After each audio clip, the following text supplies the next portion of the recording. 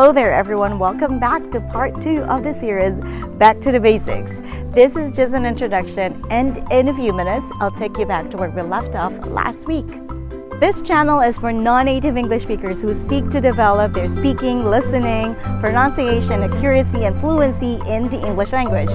Now, I'm not a professional linguist, nor I'm claiming to be one, nor I'm claiming to be an expert, but there's one thing I know about learning. That is that language is learned.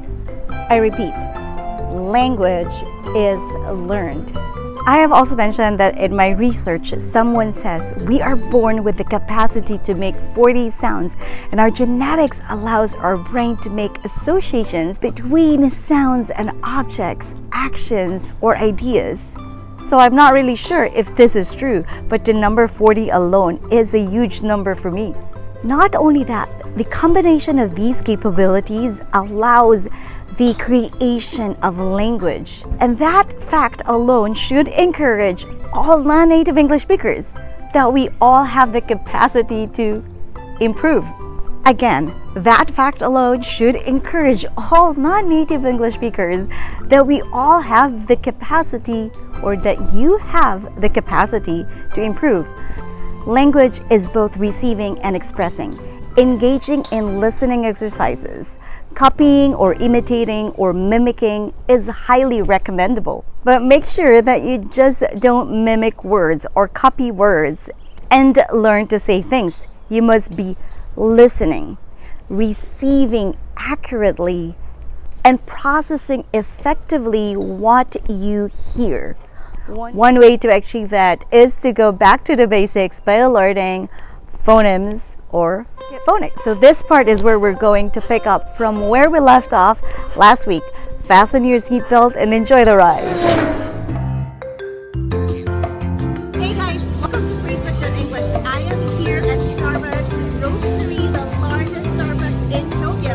Alright, so today we're going to practice this.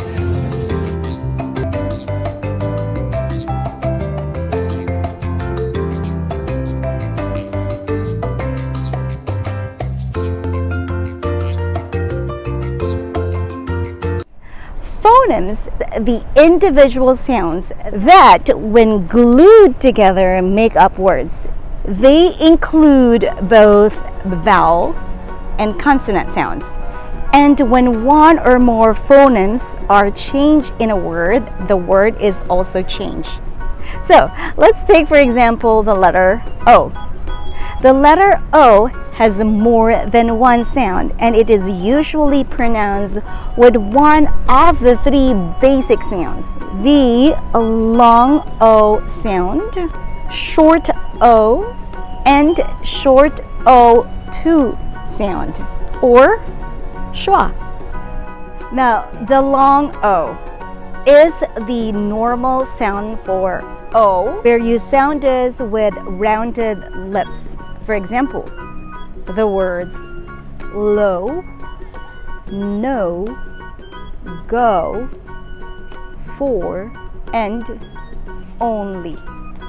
Now, for some common words that have short O sound, like the words copy, not copy, okay? On. Now, it's quite interesting because the word only is under long O sound, but the word on is in short O category. Other examples: not, gone, coffee. You don't say coffee, but coffee. Hot, off, song. You don't say off, or you don't say song. That would be really strange. Now, to pronounce short O clearly, the lips should not be rounded. The mouth should be open with the tongue low and relaxed. On, off, song. The last one in this category is the short O2, or the schwa sound. There are quite a few words that falls into this category, or with the sound. A few examples are son, won, from, done, come, love, above, nothing, tongue, of money.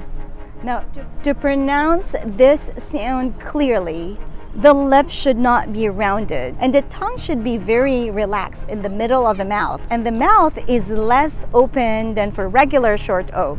Brother, money.